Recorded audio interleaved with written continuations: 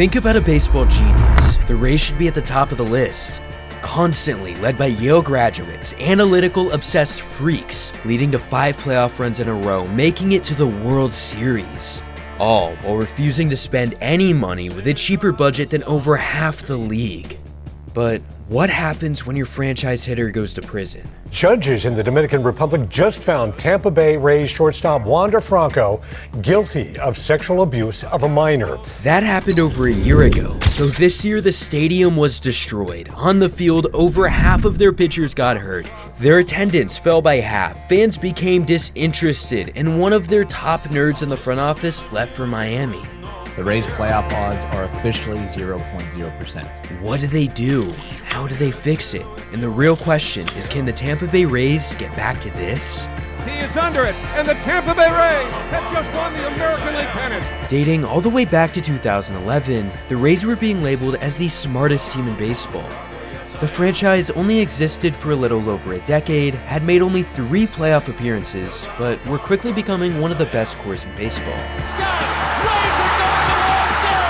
The man who built the team was an analytical finance nerd, Andrew Friedman, better known today as the general manager of the LA Dodgers. Dodgers have won it all in 2020.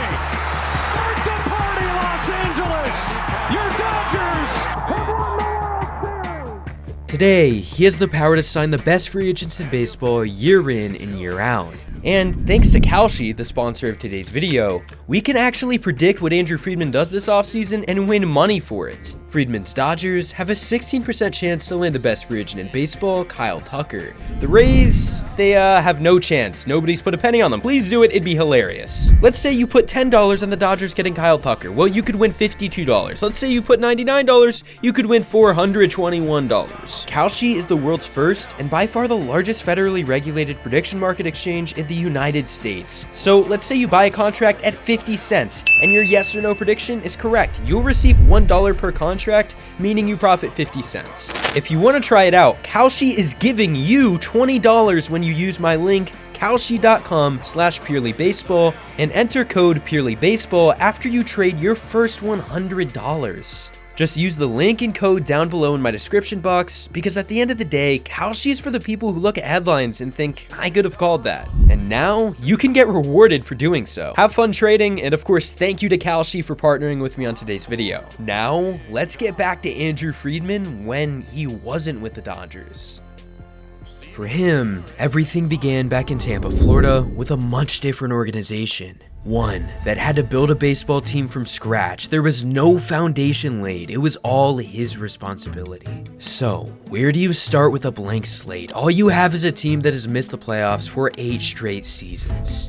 You're beginning your tenure as Rays GM in 05 with piles of work to do. You've never been a successful franchise. Previously, the Tampa Bay Devil Rays were in a cycle of traditional scouting, risky international signings, and no results. But former Wall Street analyst Andrew Friedman wanted the advantage of using quantitative analysis in the way he did things. Quantitative analysis is defined as a mathematical approach collecting and evaluating measurable and verifiable data in order to evaluate performance. How did he accomplish this? Well, he hired anonymous statistical analysts to experiment with mid-game innovation. For instance, the Rays were the team that began popularizing the defensive alignment we know today as the shift. It's one of baseball's biggest controversies, but in order to gain these smart advantages, they needed baseball's geniuses to help build this program on and off the field. So, they hired a master player developer to develop this team, Joe Madden. Maybe, just maybe, he was the ray of hope they had dreamed of all along. In the front office, Ivy League graduate Chaim Bloom came along as a statistical intern. All of these minds came together to build a shared vision. With the 3rd pick in the 2006 first-year player draft, the Tampa Bay Devil Rays select Evan Longoria. Longoria was being drafted to someday become their everyday third baseman, but for the time being, the big league roster was awful. He's coming to third base. They're going to hold him there. No, now they're going to send him home. Collins had trouble with it in right. He will score. Polanco goes to third, and how about that? It's 2-1.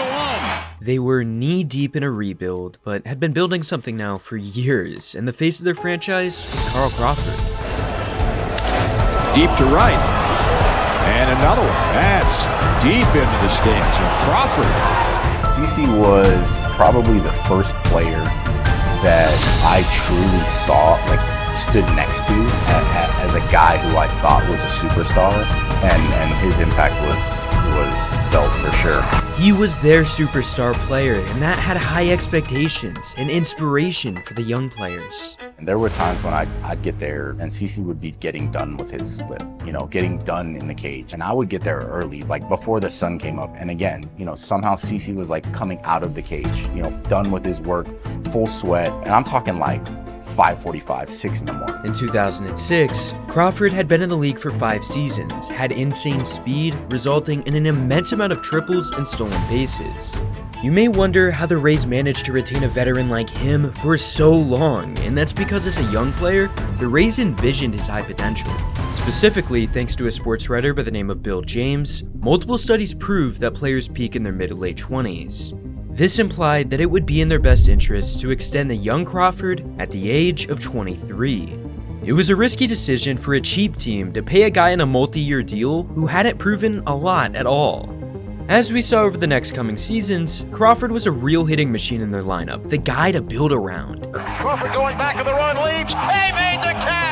Steals his 6th base of the afternoon. In the midst of this, they made a blockbuster trade at the deadline, sending away fan favorite first baseman Aubrey Huff.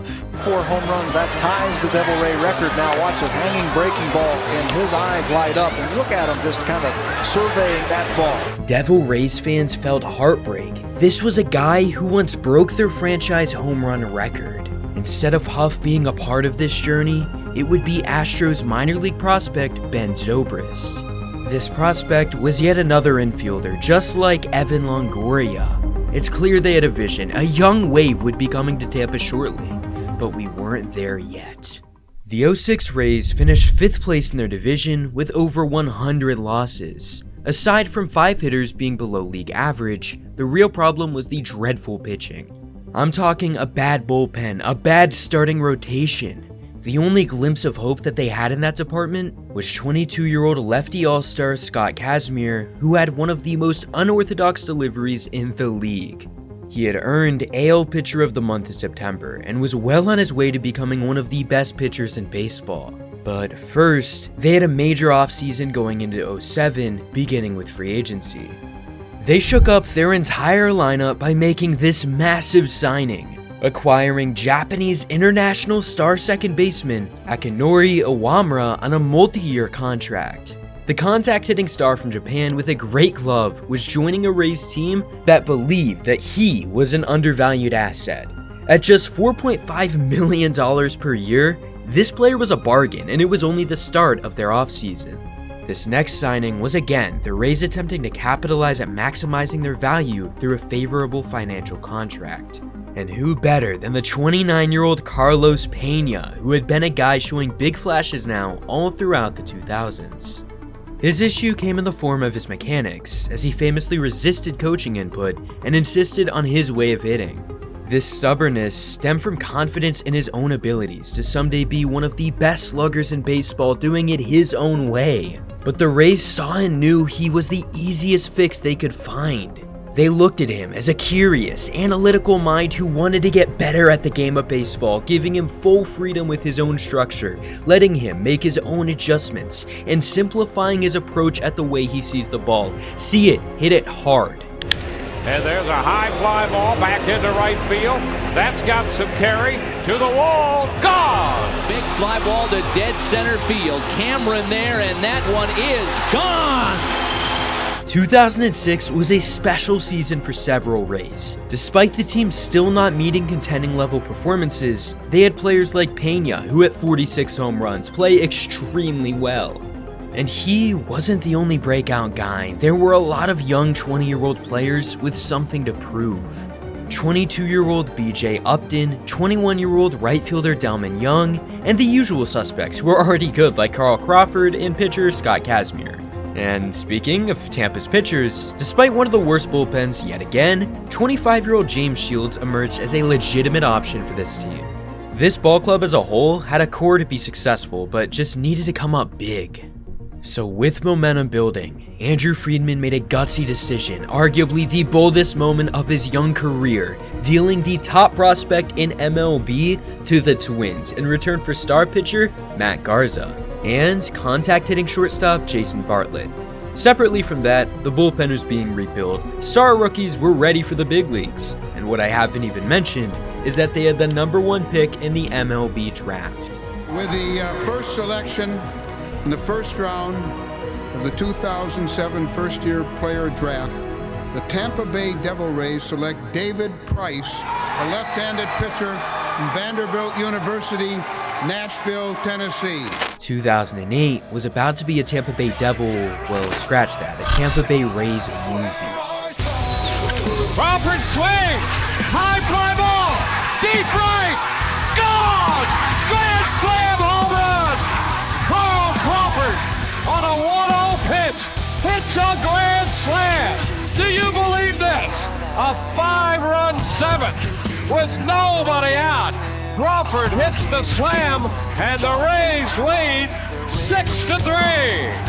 Did I mention that third baseman Evan Longoria was officially an MLB rookie?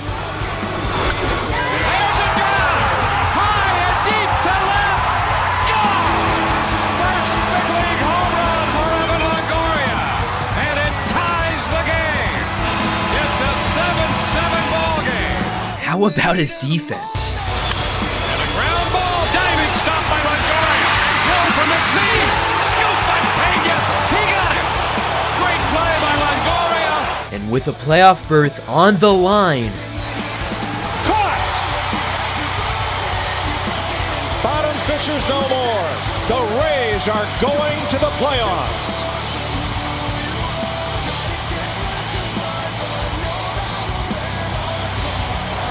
for the first time in franchise history, they were back in the postseason, winning 97 games, first place in this division. The Tampa Bay Rays have won their first postseason game ever as they take Game 1 of the American League Division Series.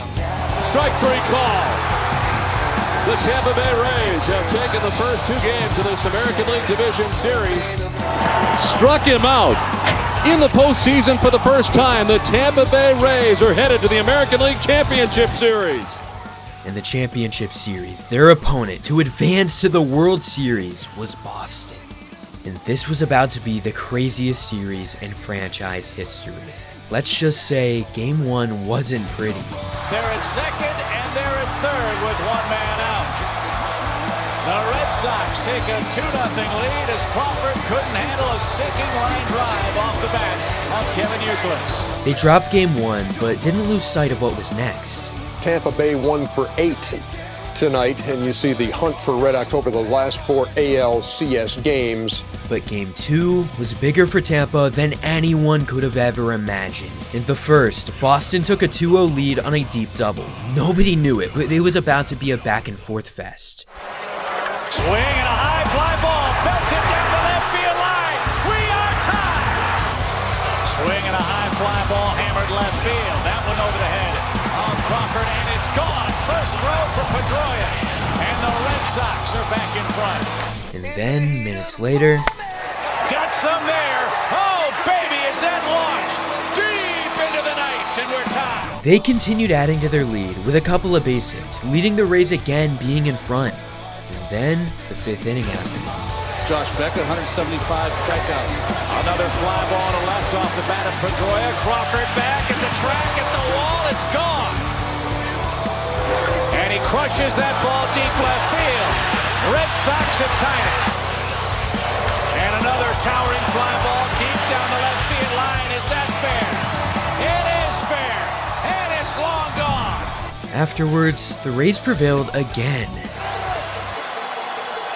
Breaking ball, shot into right field, base hit. Up and around third. They're going to wave it. Throw is on target, but late. Driven into the left field corner. Pena around second. On his way to third. Ball takes a funny bounce. They're going to wave it. Relay throw to the plate is off target. All the way around to third, Longoria. First pitch, base hit. Longoria scores. It's 8-6. That lead was good enough to last a little bit, but Boston kept fighting back. Both teams needed this one to win and would fight to do it. Unsurprisingly, the Rays went into extras where this happened. Breaking ball popped up, right field. Drew surrounds, foul ground. Perez in third tags. Here comes the throw, it's up the line, and the Rays have tied the series. We had never seen Rays baseball quite like this, and it remained that way throughout the ALDS. We didn't get a resolution until Game 7, with rookie David Price being sent onto the mound with bases loaded in a gutsy decision. Joe kind of looked at me and asked me, are we going to be able to do this, or can we do this? And I said, we can, if you don't mind having David Price standing on the mound in the 9th inning of Game 7. And he said he didn't, and I didn't either, so that's the way that we went. Here in the 8th inning, David Price showed up. Strike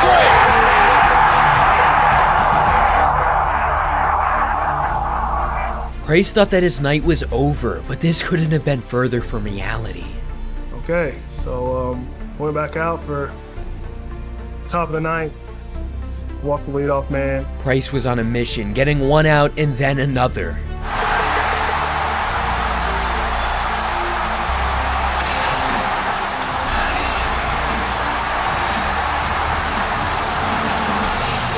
Being on the bottom of that dog pile was probably one of the most special moments of my life.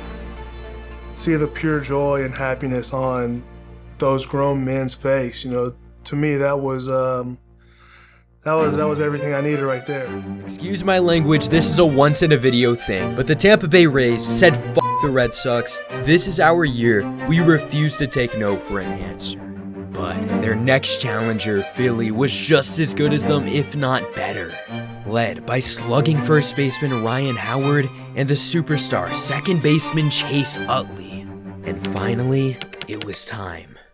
Game 1 of the 2008 World Series on Fox. Utley rips one into right field at the track, at the wall. It's a good start for the Phillies. 2-0. The Phillies secured another run in the top of the 4th to make it a 3-0 game. That run was canceled out not long after because of a Crawford home run. An inning after that, the Rays brought a runner home to trail 3-2.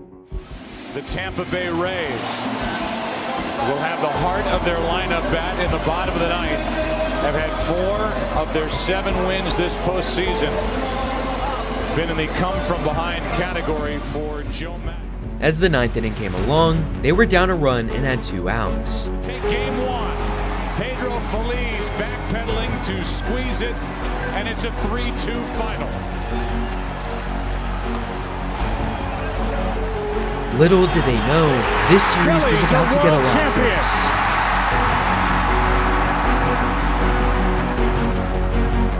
Just like that, the magical run had reached its end. The Rays season was sadly over. It's been a remarkable year for us on so many different levels. To get to this point, very few people in this country, or even throughout the baseball world, would have even guessed that we could get here.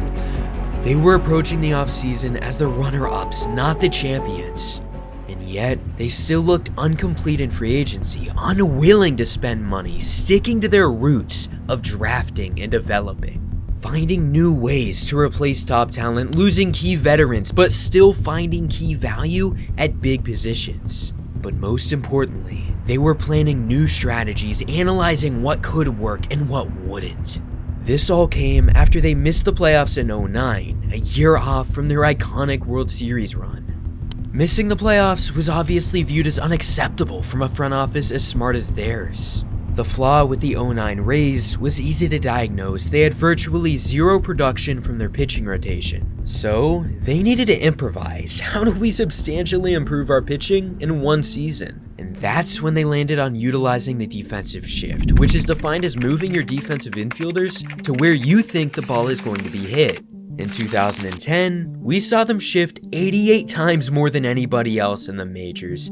In 2011, they shifted 46 times more than anyone else. Because of that, they were the second best statistical team in defensive efficiency in 2010 and prevailed to number 1 in 2011. Not to mention, they were building a pipeline of young talent that could later be essential in securing the future of the ball club.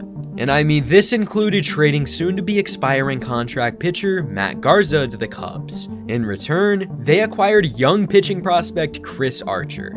Outside of that successful trade, they were able to draft the likes of lefty Blake Snell and center fielder Kevin Kiermaier, all while maintaining veterans like David Price, James Shields, and Evan Longoria. Over the next 5 seasons, the core made 3 playoff appearances, playing in the ALDS every single time. Their identity of being the smartest team in baseball was now established for good. It just needed to be maintained. And making a true World Series push was once again in the list of their goals. The star leading their team was pitcher David Price. He dominated the American League with the best ERA, the most wins in the majors. Averaging one of the hardest fastballs in the league, was unhittable at home in Tropicana Field, had 13 starts of 7 innings and 1 or fewer runs, was still 26 years old, changed his pitching approach in the middle of the season to throw more cutters and two-seamers, and, of course, became the first Rays pitcher to ever win the Cy Young. A very special honor for David Price, Rays left-hander, as he was given the 2012 American League Cy Young Award. Nice crowd on hand to watch as David would get the award. But by 2014, their core was slowly fading away. It was clear to everybody. Yes, they still had pieces in place that were way above average, but it takes a team to win, not a specific set of individuals. The Rays front office for Tampa Bay looked at the holes on the roster and determined that it was time to retool everything. And Andrew Friedman, he pulled the trigger. They have traded away their best pitcher in franchise history. David Price now on his way to the Detroit Tigers. We're going to get right out to our John Sable. He's live at the Trop, and John, a big loss for the team. It couldn't get any worse for this franchise, for this fan base that had invested so much into this ball club, just wanting to see them win. And watching it live on their television get ripped away from their eyes, knowing another rebuild was about to ensue. If that's not the definition of pain, I'm not sure what is. It's been a day and a time that the Rays fans have been dreading for quite some time. Seeing a franchise player leave like David Price is tough to swallow. He is traded this afternoon right before the trade deadline to the Detroit Tigers in a big blockbuster. The universe had it out for Tampa Bay or something like that, because what was about to happen might have been worse. News from the Rays front office. We're learning Rays general manager Andrew Friedman is leaving the team. Friedman is signing on with the LA Dodgers. He'll be the Dodgers' new president of baseball operations. Friedman gets credit for helping turn the Rays into a contender, despite one of the smallest payrolls in the league. As a Dodger, he will manage the largest payroll in baseball. The man who built this program from the damn ground, who brought them their first 4 playoff appearances, optionally chose to leave what he had been growing, choosing to abandon nearly a decade of his own work for the one thing Tampa Bay could never offer: money. Friedman is considered one of the brightest and youngest minds in baseball. He was hired to be the Rays GM in 2005 when he was only 28 years of age, and with one of the lowest payrolls in the game. He took a franchise that had never had a winning season, built them into consistent winners. Friedman had been courted by the likes of the Angels, Astros, and Cubs in recent years, turning all of them down, but this week Friedman finally said yes. The fan reaction to this was depressing. One said, "I am basically dead inside today. Fuck." Another replied to him saying, "I am so sad." Scrolling a bit further, someone says this is terrifying. Basically, giving the smartest guy in baseball a blank check to do whatever he wants, and oh, by the way, they won the series multiple times with him leading. But the question was wondered, what the hell would happen now? What do we do as a franchise? We're starting from brand new. And they were. It wouldn't be easy. But Friedman had a great staff in place left behind in Tampa Bay, full of guys who had been learning from him for a long time, studying his philosophy, his way of making a decision. The guy taking his place was his wingman, Matt Silverman, who had been handling the business side of things, whereas Friedman had only been doing player personnel. Silverman had actually been there since 2005 with Friedman. He had likely had the ability to handle the extensive pressure associated with this job title. Silverman had built his entire career in Tampa Bay, immediately had to make decisions for this team, but the reality is, he was not ready emotionally. He told reporters about his day, saying, "It's one filled with sadness, as one of my best friends in life has moved away and taken a different job. That's the primary emotion. I'm sure that I'll feel differently a couple of days from now and a couple of weeks from now, and I'll be invigorated by the challenge we face. Just like I am every October when we turn the page and start approaching the next season. But for now, a lot of sadness, a lot of reflection, as well as really good wishes for Andy. But their season's collapse was never ending. Bombshell for Tampa Bay Rays fans. Manager Joe Maddon will not be managing the team next season. The announcement coming just days after the Rays general manager decided to leave. One of the many architects to help this team come together was Joe Maddon. This left them no choice but for a new Rays era to officiate a full-fledged retool and rebuild in Tampa Bay. And it all started by going through an extensive interview process for a new manager. One that went down to a few names, but they ultimately went with a young guy that had no prior managerial experience, 36-year-old Kevin Cash. While it may have raised some eyebrows at first, the overwhelming message from the front office reinstated this idea that they had been seeking a specific set of individual skills to fill the responsibilities of manager. According to newly named President Silverman, the hiring of Kevin Cash came down to the energy, the poise that he has, the confidence, but the open-mindedness that goes along with it. It's a rare combination to have in an individual.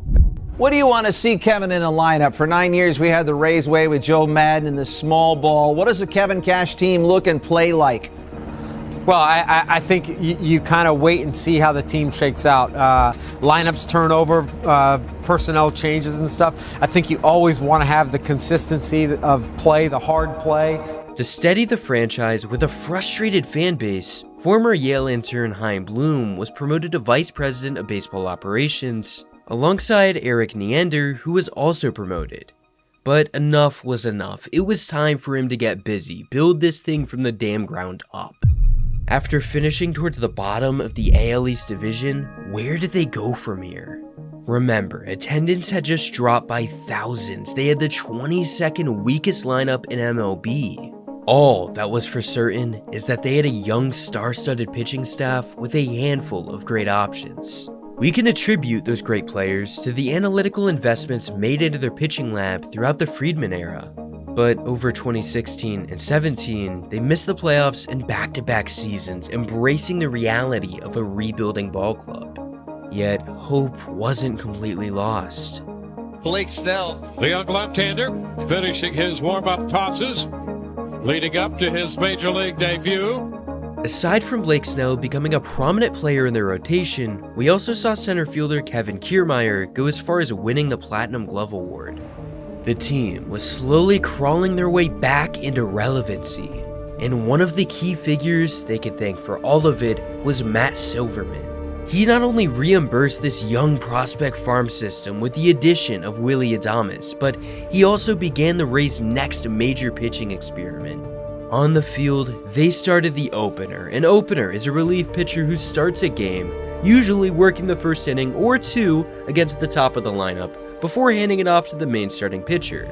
This strategy leads to lower ERAs and big results. But by the end of 2017, Silverman was ready to relinquish his top role to the man below him, Eric Neander, allowing for a seamless transition to continue their model while allowing Neander to run the show. You could look at Silverman's time as president from 2015 to 17 as a bridge period. Someone who kept the organization afloat, made a franchise-altering managerial hiring, and produced an elite farm system for Neander to get a head start with. Shortstop Willy Adames was acquired in the David Price trade, and the pitcher Brent Honeywell was a second-round draft pick in Friedman's final season. He was damn good. And the pitch from Honeywell, swing and a miss on an elevated fastball. At the big league level, they had three players that stood out as the face of building this franchise. For their pitching lab, Chris Archer had become a staple in Tampa Bay. Blake Snell was even making a name for himself. And in the lineup, Evan Longoria had been there since 2008. Center fielder Kevin Kiermaier was in his 4th season. There was a lot to be excited about, but despite the eagerness to win, this core of players were about to go by the wayside. The Tampa Bay Rays have traded third baseman Evan Longoria to the Giants in exchange for outfielder Denard Span. But first, let's start with Longo right now, a staple around here, the longest tenured player in Rays history, spending nearly 10 seasons with the team. Yeah, really the face of the franchise there. Within the last hour, the Rays talking about the trade to the San Francisco Giants. They got rid of Longoria, a guy who was always healthy, ready to play third base every game. Winning without Longoria was their new reality.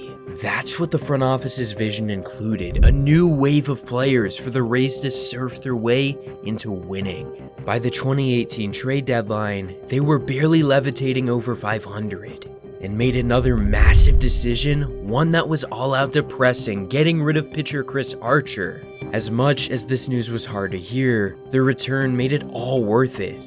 Meadows is going to be a good player. Glasnow's got great stuff. They've moved him to the bullpen for whatever reason. Look, let's wait and see. In outfielder Austin Meadows' first season with Pittsburgh, he was batting over .290 with nearly an 800 OPS. This lefty was exactly the kind of hitting machine that the Rays desperately needed towards the top of their lineup. Otherwise, for their pitching staff, righty Tyler Glasnow was formerly the top pitching prospect in the Pirates' pipeline. It was, without a doubt, that he could be a part of something special by sliding into this rotation and learning from one of the Rays' best pitchers. That was none other than the elite Blake Snell, who was putting on his best season to date, unlike anything we had ever seen from him. By the end of 2018, Snell had an ERA in the ones, Glasnow had a .427, and lastly, Meadows had nearly a .290 batting average. It was because of this that the Rays won 90 games in 2018, ending in third place, but not quite good enough for a playoff spot. They were right there, but had a busy offseason ahead, led by Eric Neander yet again. To say that his first season was quite the success would be an understatement. It's the first time they've won so many games in a long time, while also trading away veterans to acquire a future. One of the new youngsters in this ball club happened to be slugger Brandon Lau. And he shoots it back into deep left. That's got carry. It is gone! Home run to the opposite field. This young second baseman had serious pop in his bat. He was another one to keep an eye on. So, directly before the 2019 season began, they were communicating about a contract extension, and they officially announced a 6-year deal worth $24 million. A deal that would soon be considered a bargain. Clearly, this lineup was being built upon, but the pitching staff still needed stabilized specifically with a veteran. Not having Chris Archer anymore meant they needed maturity. Tampa analyzed the free agent market and landed on one of the most coveted pitching options, 35-year-old Charlie Morton. Out of his 11 seasons, his most recent featured an all-star appearance, career best ERA of .313, .116 whip, and 10.8 strikeouts per 9 innings across 30 starts. It's not like he was a cheap guy to acquire either. He fit in their shoestring budget as one of the most well-paid guys at 2 years, $30 million. Aside from him, they built depth on their bench with the acquisition of first baseman Yandy Diaz, who had a serious opportunity to become a starter. Yandy didn't crush many homers, but hit the ball at a very high rate. The 2019 Tampa Bay Rays were hoping to continue their trend of an improving record for what could be their third straight season, and that's what happened. High drive, high and deep to right, goodbye. Swing and a miss, and cutting the miss. Mathis out on strikes, and that's a dozen, 12 strikeouts for Blake Snell. Baseball America named the Tampa Bay Rays the Organization of the Year in 2019. The guy I haven't mentioned who truly broke out was designated hitter Austin Meadows, a guy who I really liked. Over 30 home runs hit, nearly 30 doubles on the season, while batting .290. He was statistically 44% more productive than the average player. And a shot into right center field. That's in there for extra bases. Kiermaier's gonna score. They clinched a playoff spot in a wild card game where they emerged in front early. Together this year. Hanging a drive to right field and deep. Back at it is Laureano to the wall. And what a way to start a game. non-stop this game. The Rays looked to be the team moving on to the division series. They're down to their final strike. Swing and a miss! He struck him out! And Houston, here we come! The Tampa Bay Rays have won the American League wild card game.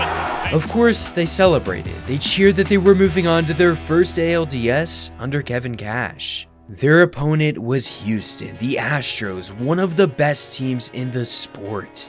This was a true challenge for Tampa to prevail against, one where the Astros constantly rose to this occasion. Altuve crushes this one. 2-0 Astros. Houston Astros win game 1. And in game 2, 7th pitch of the at-bat. And Bregman sends this one to deep left field. Astros lead 1-0. The 1-1 bounce to the right side. Harris covering. Astros win game 2. but the Rays fired back in the following game. A high drive to deep right center field. Back goes Reddick, back near the wall. It is out of here. Fly ball to right. Garcia takes it. O'Shea works a 1-2-3-9. And the Rays get back in the series. Could they genuinely crawl their way back into this? Game 4 was as important as ever. Verlander versus young pitcher Ryan Yarbrough. The 2-2, and Pham throws this one deep left center.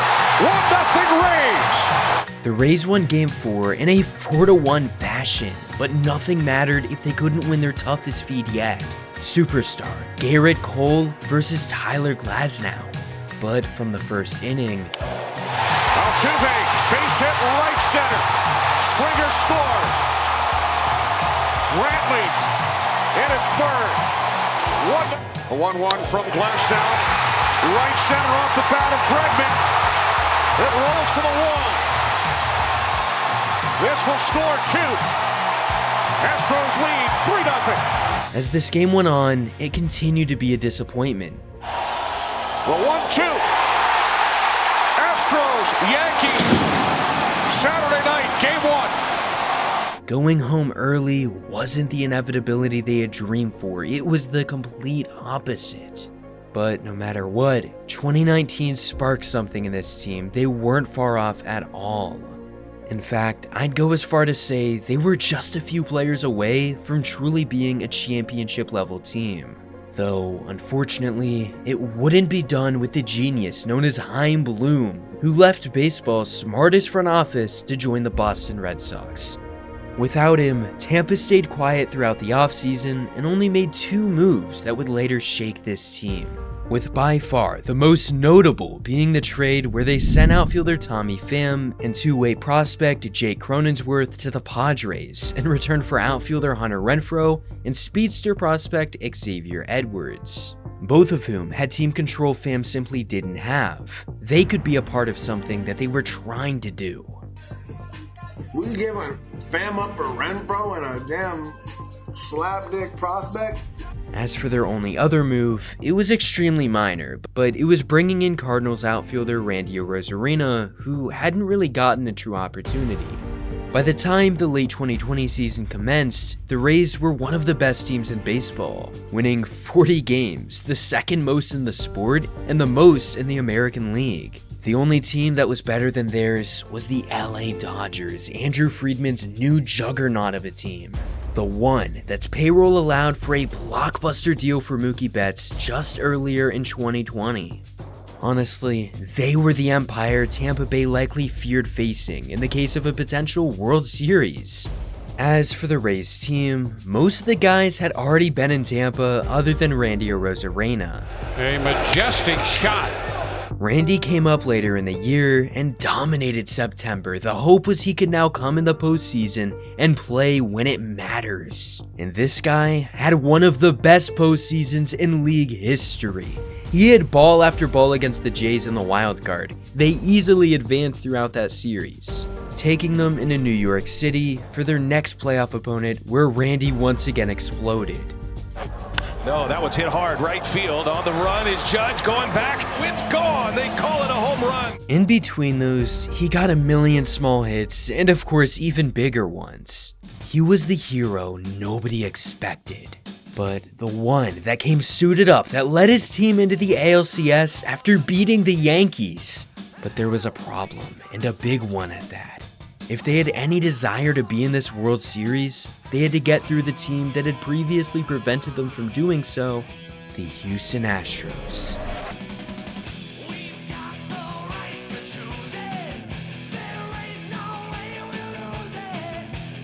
It took 12 years to do so, but they were back in baseball's World Series for the second time in franchise history.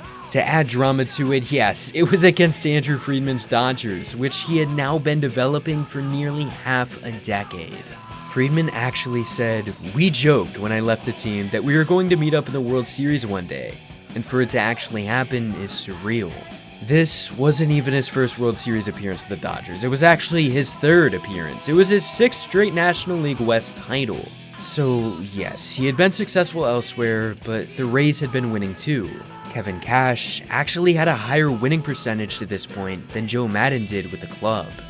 When speaking about the Rays' new manager, Friedman said, "I think Kevin Cash does a tremendous job of continuously putting his players in the best position to succeed. So I think there are a lot of similarities, and it will be really interesting going up against them." Obviously, over the years, I've watched them play a lot. Kevin Cash came to the Rays after I left, but it's been really fun watching him manage games and just the relationship he has with the players, and the trust and the culture that is in place. I think that, more often than not, leads to success, and it's been fun watching them do what they've done. Intently, Friedman spoke about how much he liked this team, but he was obviously ready to watch his squad attempt to beat Tampa Bay. And he pulls one into right center. Back at the drag at the wall. It is gone. Tampa returned in the next inning, looked really bad at first, but then did this. It is on. Here's a shot into right. Back at the wall. It is gone off the bat of Kiermaier. If Glasnow could have returned in the bottom of the 5th to shut the Dodgers down, it would have been huge. But instead, he walked Mookie, who stole a base. A few plays later, Mookie was able to get home, and the Rays' chances were going down the drain. Finally, when it was too late, they took him out, and that was practically how Game 1 went, with the Dodgers taking victory. Seager got it! And the ball game is over. It felt like this loss was on Kevin Cash letting Glasnow pitch well beyond 100 pitches. Watching the kid crash in the biggest game of his career. It was a letdown, don't get me wrong, it was from one of baseball's best managers, and they had no choice but to attempt to rebound as soon as possible. After all, Game 2 had arguably their #1 pitcher, Blake Snell, on the mound. If there was such a thing as a must-win game in this series, Game 2 was it, and it was now. And a shot into left center. Back at the wall, it is gone! In the following inning, Blake Snell was able to strike out a few guys and get the Rays offense back out there. As you could see here, Tampa got 2 runners on base early and needed to bring them home. 0-1. That's into right center and to the wall. 1 run scores, ex-Choi. Margot all the way around, and Wendell has delivered. It's 3-0 Tampa Bay here in the 4th. Again, we saw Snell mow down the Dodgers. This was true momentum. That's pretty well hit into left. Back at the wall, it is gone! Second of the night for Brandon Lau. Expectedly, this was their first win of the series. When Snell spoke about his 4 innings of no hits, he said, "I attacked the zone really well, mixed it really well, and just did a really good job of keeping them off balance. They're a pretty selective team with a couple of guys that are aggressive, so I had a pretty good game plan of what I needed to do to have success against these guys. Hopefully that Charlie Morton, the pitcher on the mound in Game 3, would have a mutual understanding, but..." Here's one shot into left, back at the wall, it is gone! That is into right center field and will score 2. Max Muncy delivers with 2 out here in the 3rd inning. For the symptoms. Here's one into left. That ends the ball game, a final of 6-2. The bloodbath, known as Game 3, was over, but this series was about to get extremely competitive, far beyond anything fans anticipated. First, Justin Turner smashed a homer, then Seager hit one. How would the Rays respond? Well, ask Arozarena. Boots in Mexico, and here is a shot into right center field. This ball is back at the wall, and he's got another, and the all-time record for home runs in a single postseason with number 9. Here is the 3-2, and a high fly ball into left. This ball is up and way out of here. They gained some traction back, but only for the Dodgers to go and score another run not long after. It was getting late and we were in the 6th inning after Tampa got 2 runners on and 1 out. They would hopefully come up big with this opportunity. And a high fly ball into left center field. Back at the wall, it is gone! Brandon Lau! You already know the Dodgers responded. Bases were loaded in the next inning. That is off the glove and into right. 2 runs are going to score, and now Bellinger trapped in a rundown, tagged out, but Peterson has delivered off the bench. The Rays got out of the inning behind 6-5 with Kiermaier up to bat in the 9th slot. Here's one into right. This one is way out of here, and Game 4 is tied. Kiermaier. And amidst the success, they made the choice of putting in reliever Nick Anderson, who had been one of the best relievers in baseball. Seager, a little flare, shallow left, Dodgers back on top. Another 2-out run scoring here in the 8th. This game was falling apart. They'd have to make a late game rally to come back. Shattered bat, fly ball, and base hit. Here goes 3-2 and bounces in there. Smith locates it. It's 2 on with 2 out. Theoretically, they weren't far from tying the game or even winning it, but with Kenley Jansen on the mound, it was going to be near impossible. We're talking about a closing pitcher who had been notoriously reliable throughout his time with the Dodgers. It doesn't help that he was going against a weak hitter in Brett Phillips, who had 0 hits on the night. Jansen, that is into center field. Here comes Kiermaier. Phillips has tied the game. Arozarena coming around. Throw home, now he stumbles. But the ball gets away. Tampa Bay wins it. Brett Phillips, Game 4 hero.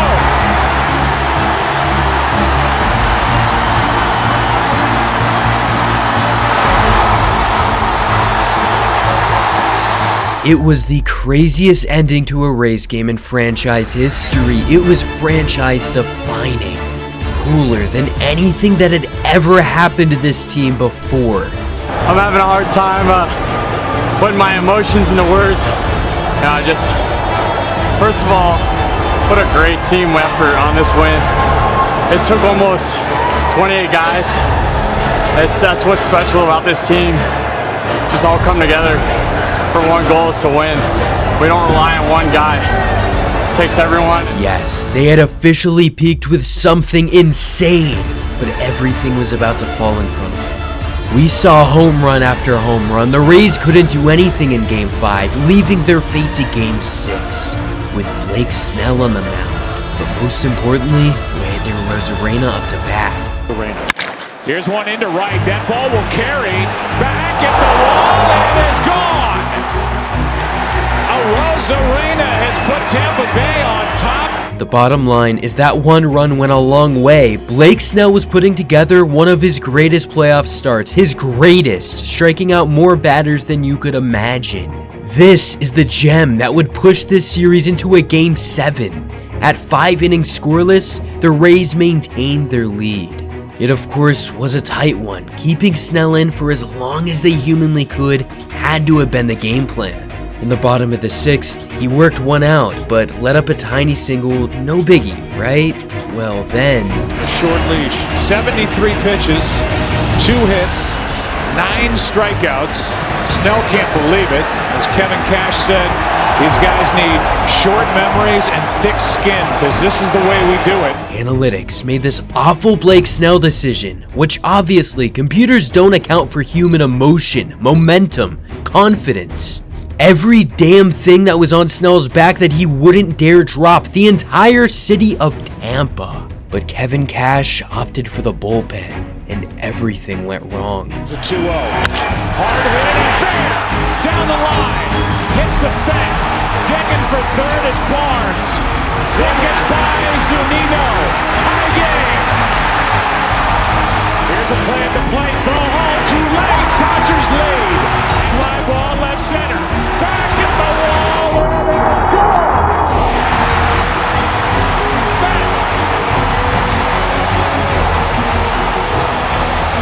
In the top of the 9th inning, the Rays had 3 batters up to bat. If they didn't do anything, their legendary run was over. In the first at-bat, Manuel Margot flew out to right field, then Mike Barroso struck out, leaving Willy Adames as their last hope. The first 2 pitches were strikes. Tampa was down to their last, and then...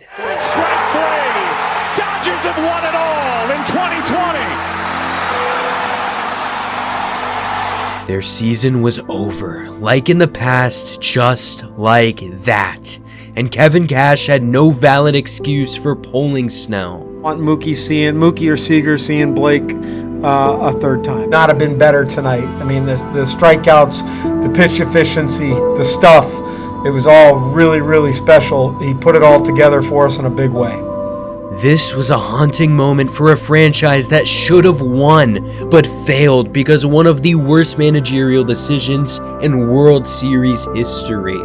Forever remaining synonymous with Rays history and manager Kevin Cash. Blake, what was your reaction to Kevin taking you out in that situation, and how surprised or disappointed were you?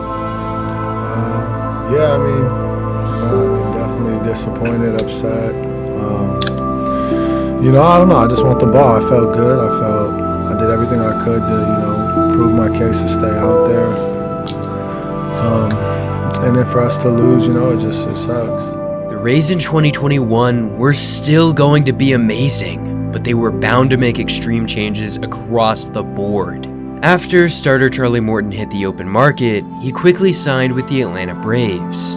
But their next move truly crushed every person related to the Rays organization. Well, this is a very interesting story here. ESPN sources say the Tampa Bay Rays are very close to trading away their ace. Blake Snell is expected to head to the San Diego Padres. Pretty stunning news this morning to wake up to if you follow the Rays in their run to the World Series. Most recently this past season, the Rays will reportedly get quite a haul of prospects. They would get 2 pitching prospects in catchers Francisco Mejia and Blake Hunt. And this would be the second big offseason change to the Rays rotation. It's fair to say the Blake Snell trade was inevitable, but it wasn't supposed to happen so soon. Above all, he signed an extension with the team just a year prior on 5 years, $50 million. And while at the time the prospect haul was framed as something major, I'll be real, it wasn't anything special. Going player by player, the pitcher Luis they acquired was ranked as MLB's 23rd prospect not long ago. Francisco Mejia, a catcher, was formerly a top 100 prospect. But the final 2 guys weren't even top 5 within San Diego's farm system. And of course, you're probably wondering what their plan to replace his massive production was. Well, Luis anticipated to be in the rotation. They signed righty Michael Wacha to a small 1-year deal, and 41-year-old Rich Hill also wanted to be a part of the journey. Lastly, MLB's number 75 prospect pitcher Shane McClanahan also had a chance to be directly slid into this rotation. As for young guys, we saw utility man Nathaniel Lowe get moved to the Rangers. And then the left-handed prospect Jose Alvarado got moved to Philadelphia for bullpen arm Garrett Clevenger. Unquestionably on paper, they had less talent, but 2021 was wild. Phillips, line drive, into right, and the Rays win it! Brett Phillips walks it off, and a ground ball into right. Base hit, Rays win it. Kiermaier crosses the plate. Manuel Margot. At a point in May, Tampa Bay had won 10 of their last 14 games. As Willie Adames described it, they had a different attitude. Something had clicked in the dugout in the clubhouse. He personally said they were having more fun at the time than they were in their first month. Going back to the trade of Blake Snell, they didn't seem prepared with a backup plan whatsoever, but there was a guy stepping up in the moment. Through Tyler Glasnow's first 9 starts, he already had 85 strikeouts on the season, good for a .235 ERA. When we look at Snell's numbers through this point, he had a .379 ERA with just 60 strikeouts. Why was Glasnow so much better now? Well, he developed an elite slider that became his new strikeout pitch in 2021, making him brand new. Someone who could go deep into games with consistent stuff. And he has 13 tonight against Texas. Though in the middle of June, Glasnow's breakout as an ace was halted. He was diagnosed with a partially torn ligament and a flexor tendon strain. It was then he was given the news that his season was unfortunately over. This completely killed the Tampa Bay Rays. They went on a 6-game losing streak, looking for something to get them back on track. And that's when they called up the #1 prospect in baseball, soon-to-be superstar shortstop Wander Franco, who was making his MLB debut against the Red Sox, and in one of his first at-bats ever. And he swings, hits it high, and deep, and gone! Home run! Franco's first of the big leagues will tie this game. The call-up of Wander Franco changed this team's dynamic to an entirely new level over the coming months. Down to clinch it, and he goes with a fastball, gets the pop-up, Joy under it, and the Rays are the champs in the American League East. By the end of 2021, they had well over 100 wins and took the division title with ease over the Yankees and Red Sox. This was massive news for a team that wasn't supposed to be this great. But offensively, veteran catcher Mike Zunino, who I haven't even mentioned, had over 30 home runs. Brandon Lau had 39. Austin Meadows was still a big slugger. On the pitching end of things, the two best players aside from the injured Glasnow were the young McClanahan and the old Rich Hill. In the division series, they were facing the Red Sox, Chaim Bloom's current team, remind you. This whole thing started out wild. Delivers and strikes him out. 100 by Devers. Cracks a base hit into center field. Over to cut it off Hernandez. Franco thinking 2 out of the box. A juggle from Hernandez will send Arozarena home. Rays 1, Red Sox nothing. Fly ball right field. Margot over the foul line and a shutout win in Game 1 for Tampa Bay. This was an insane win, but just wait for Game 2. Our shortstop goes after the first pitch and gives Boston its first runs of the series. Schwarber in to score on a base hit from Xander Bogaerts. 1-0 Boston. On an 0-1, Verdugo smashes a line drive into center field, and they do get the second run in. On the mound for Boston was lefty Chris Sale, who loaded the bases just an inning later. The 0-2. Fastball is turned around. Jordan Luplow, grand slam! Are you kidding me? They were up 5-2, and Kevin Kiermaier made this awesome catch not long after. Yet one batter later, that's a fly ball to left field. Arozarena's going back. He's out of room. It's gone. Here's 2-2. Is drilled to right. Deep it goes. Alex Verdugo hits it out. And they go back to back. Hernandez lifts his ball to left on the line and beat. Kike Hernandez has tied the game. Machida is lifted to straightaway center field. Kiermaier back at the wall. It's gone. Another 2-strike bomb. Red Sox take the lead. The Red Sox took Game 2 like it was easy, and the series was hauntingly leaving Tampa into Boston, where we saw the Rays' Austin Meadows crush this one in the first inning to make it 2-0, but Kyle Schwarber responded with a solo shot to put the Red Sox on the board. In the third inning, the Red Sox' Kike Hernandez singled into center field to tie the game. Obviously, they didn't stop here as we saw Devers deliver with a hit to give the Red Sox the lead, but just wait, it gets even worse. Hernandez hit another ball, this time a home run to make it 4-2 Boston. Hernandez Franco sends a ball toward the monster. Verdugo looks up and it's gone! We were moving into the 8th. The Rays had a runner on third with Arozarena up to bat. Tapper to the mount. Arozarena sends that into left center field. That's gonna drop and roll all the way to the wall. The Rays have tied it. Over the next many innings, this game remained tied for one reason or another, but the Rays had a chance. Swing and a drive! Deep right field!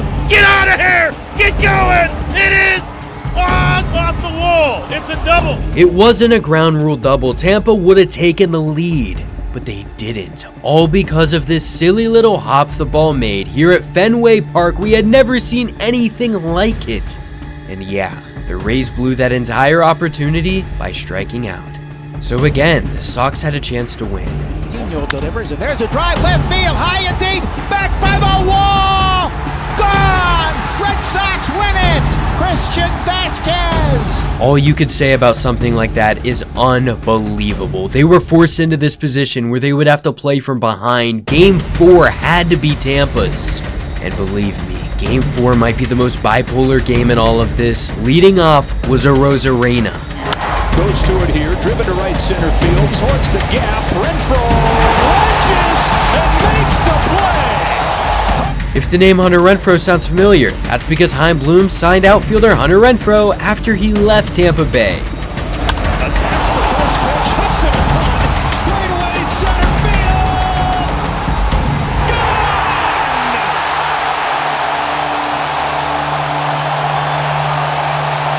Their lead kept growing inning by inning, but this Rays team refused to go out without a fight. After Meadows got the RBI by advancing the runner, stuff hit the fan. Exit in the air to center field. Hernandez going back on this one. It is gone! Franco and the Rays say not so fast. In the 8th inning, Kiermaier scored an RBI with a deep hit ball. Then Arozarena killed this ball and let Kiermaier have a chance at the plate, which made this a game. We were tied, but at the bottom of the inning, Franco had a wild throwing error, allowing a runner to get onto second. Then, with Renfroe up to bat, he hit a pop fly right to Kiermaier, giving the runner a chance to tag up. Heads for third, here's the throw! He's on! Kevin Kiermaier! Throw of the year! That throw saved their season, but in the bottom of the 9th, they let up 2 batters with 1 out. They needed to get out of it. Hernandez lifts one to left center field. It is pulled in by Meadows. Here comes Santana. The Red Sox into the championship series.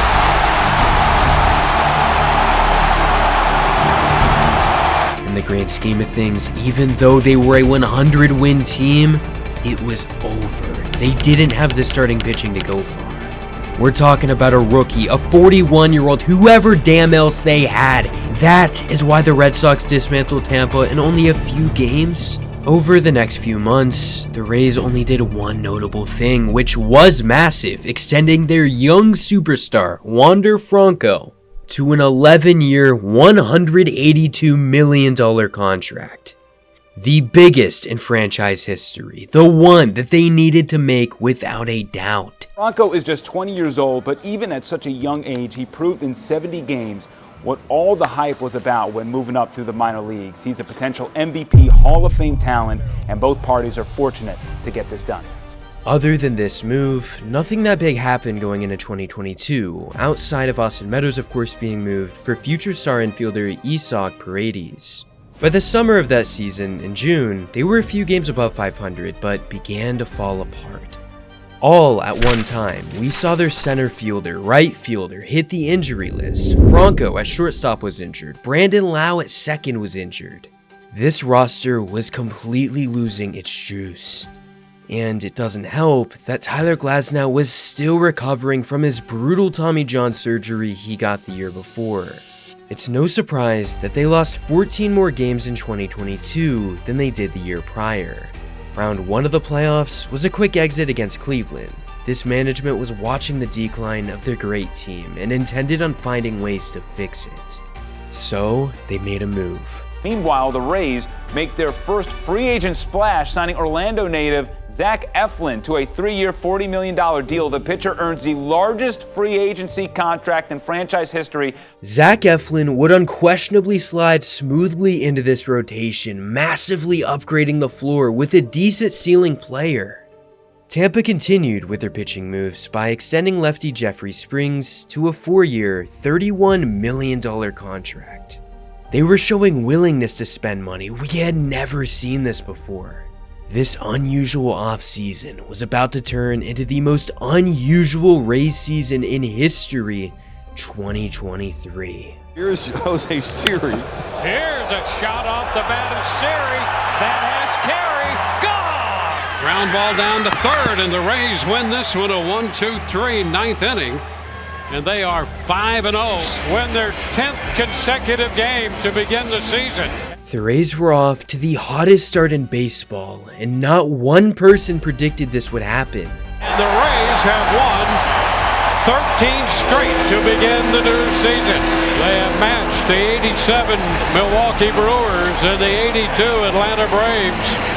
During this 13-0 stretch, Tampa Bay outscored their opponents 101-30, an absurd, unreal number. This is of course because they had by far the best starting rotation and bullpen combination in MLB, with strong home run power that was dominating. This incredible unit was leading the AL East until July 21st, when everything was falling in front of them. You see, months ago, an injury wave began in the starting rotation, with Jeffrey Springs becoming the first victim. But then, the Tampa Bay Rays were just handed another key injury to their starting rotation. Drew Rasmussen has been the number 2 pitcher on the team behind Shane McClanahan and has just been placed on the 60-day IL with a right flexor strain. When we look at the huge pitchers they lost, it's plain that their loss of production was by all means gonna hurt badly. But nothing was gonna hurt as bad as the news that a first-year Purely Baseball covered on this channel over 2 years ago. Tampa Bay shortstop Wander Franco is currently being accused of having a relationship with a 14-year-old girl. And yeah, you heard that right. Pictures are being shown on Instagram showing him with this suspected 14-year-old. Can we acknowledge number 1, how much better the videos are today, and number 2, how awful of a human that Wander Franco is? Their 11-year, $180 million player would never return and is currently today serving a prison sentence within the Dominican Republic. But when it happened, the team had to figure out how to deal with this situation in real time. Who plays shortstop when you don't have one? The collapse of the 2023 Rays was real. They couldn't finish first place in their division or win 100 games. Shane McClanahan, their superstar pitcher, who by this point was a Cy Young contender, had to undergo season-ending surgery that would keep him out for all of 2024. And you'll never believe how the playoffs went. They obviously got eliminated in 2 games, ending this legendary run. Things were about to get very bad very fast. Kevin Cash had no excuses for what had happened in the playoffs. Hell, he had no idea what was going on, saying, "We'd like to continue playing, but I can't put my finger on one specific thing, why we've been eliminated pretty quickly." But I would point their problems in 2 things. One being their superstar player was the worst person in the league, so there's that. But secondly, their strategic planning. It's clear that targeting players with bad health was catching up to them. Yes, they had lower value, but they were getting hurt. Whether it be Tyler Glasnow or Shane McClanahan's elbow surgery during high school, Rasmussen's 2016 and 2017 Tommy John operations. So, finally, their awaited downfall was here. We saw LA make a big trade for starting pitcher Tyler Glasnow. The only true healthy star for 2024 that was the fan favorite was Randy Arozarena, the guy who had his own section in Tropicana Field, their ballpark. But he had trade rumors all over him, and fans didn't want him to go yet. The talk of Major League Baseball right now after trading star outfielder Randy Arozarena to Seattle.